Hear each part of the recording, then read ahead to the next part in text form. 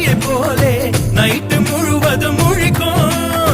கம்பன் வீட்டு நாயை போலே கவிதையா அது குறைக்கும். அவ தும்மல் அழகுடா, பிம்பிள் அழகுடா, சொம்பல் அழகுடா, வசந்த முல்லை போலே வந்து அசைந்து ஆடும் பெண் புறாவே